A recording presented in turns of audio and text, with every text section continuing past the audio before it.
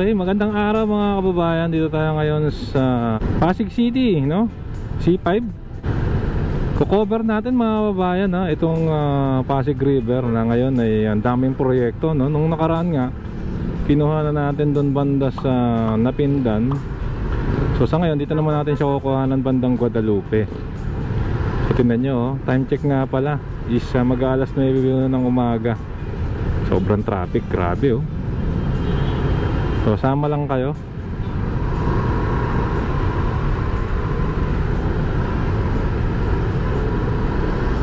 Grabe mga kababayan, no? Southbound to, no? Itong tinatahak natin. So dadaan tayo ng Kalayaan para makapunta tayong Pasig. So balak nga pong gawin ay maglagay, no, ng ayan yung Pasig River, oh, ng esplanade, no, hanggang dun to sa Laguna Dibay. So makakaasa ko kayo pag natuloy yan, eh hanggang dyan, no, magkakakita tayo ng esplanade. So kanan tayo rito, Pakalayaan, Makati.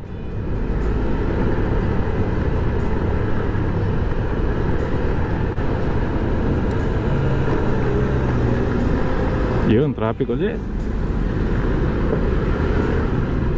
Oh my God, OMG. Okay, so kanan tayo rito, yan yung Kalayaan Bridge, BGC Ortigas Link Bridge mga kababayan.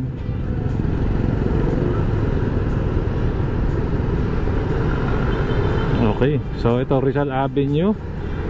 Tingnan natin, Pasig River na ito. Ito maganda yung view mga bayan. Tapos may aabangan pa tayong magandang ano dyan, no, project, no, yung The Jewel daw, no, by Robinsons. Ayan, Guadalupe Ferry Station.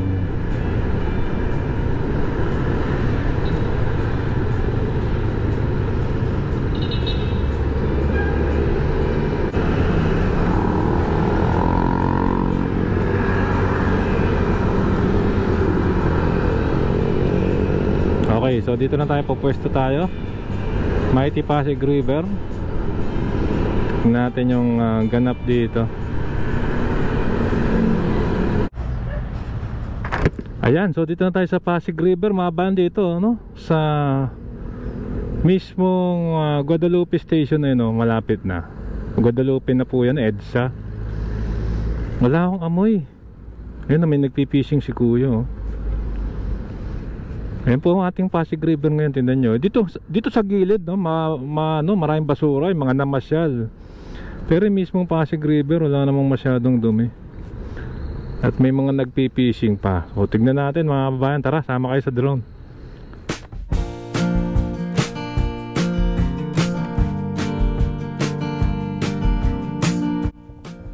Ayan, so pinalipad na po natin si Bumblebee, no, dito po sa kabaan ng Rizal River Walk, no, dito po sa Makati, Guadalupe.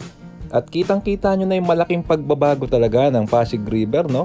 Kung kukumpara mo mga 2 decades ago mga kababayan, ay siya talaga namang parang imbornal kung ituring ang Pasig River. Pero so parang ngayon, napakarami na pong magandang development. Una sa lahat, yun nga, no, balak po itong lagyan ng 25 km esplanade o river walk, no. May extend po itong nakikita nyo sa Guadalupe. At yan nga po, lakbay natin itong Pasig River sa ngayon. Wala pong kaamoy-amoy, no. At marami pong mga nangingisda. At talaga naman sana ma-maximize pa ang potential niya. Malagyan pa po, madagdagan yung mga river ferry natin katulad ng ginagawa dyan sa Bangkok at sa Vietnam, no. Talaga namang gamit na gamit, lalo na sa turismo, yung kanilang mga ilog. Ayan po, ito po yung BGC Ortigas Link Bridge. Pakanan po dyan ay pa BGC, pakaliwa po ay going ng Pasig, no, mga kababayan. At yan po yung University of Makati, mga kababayan, Kalayaan. At makikita nyo, talaga namang tama po yung obserbasyon ng mga ng mga nakalagay po sa gobyerno, yung banggit nila na kapag yung mismo raw po mga syudad sa gilid ng ilog, eh dyan po umuusbong yung mga modernong mga syudad, no, katulad ng Maynila, ng Bangkok, mga kababayan. Kaya talagang kailangan alagaan natin, particularly itong Ilog Pasig, mga kasama.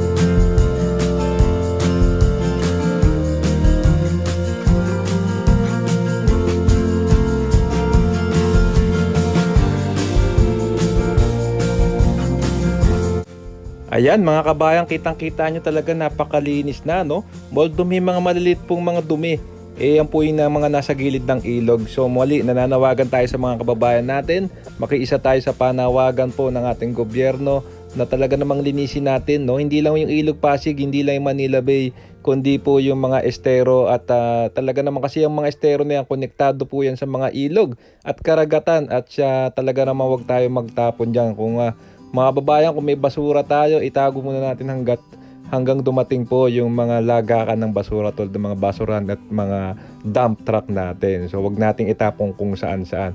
At syempre sabi nga nila, babalik sa yan mga kababayan. Tingnan nyo, di ba, napakaganda ng ilog kapag naalagaan. Yan, tingnan nyo, di ba mga babayan, pwede nyo pa lagyan ng parke.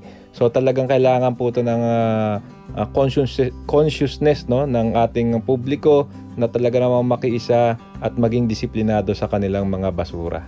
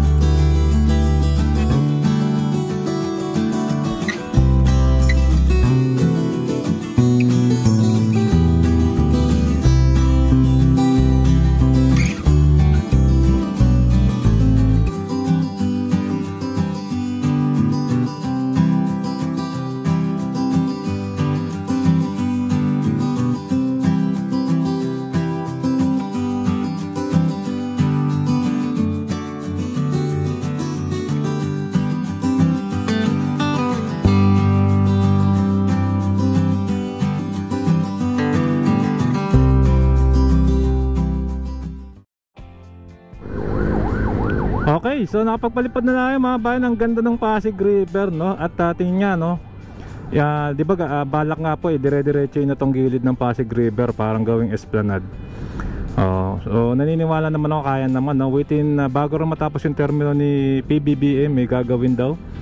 Ayun lang, si kuya nagtapon sa Pasig River, huling-huli. Wag na nilang gawin yan, no? Hindi po tapunan itong Pasig River ng mga kaning baboy at ng mga waste material. Anyway, nga, no, kailangan lang talagang hindi lang po gobyerno kilos, pati po mamamayan. At siyempre, ano pong masasabi nyo bukod dun sa kuya na nagtapon po ng ewan ko nung tinapon niya ron.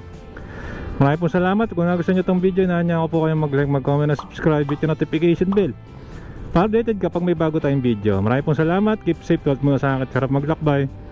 And see you po sa next vlog update mga kasama.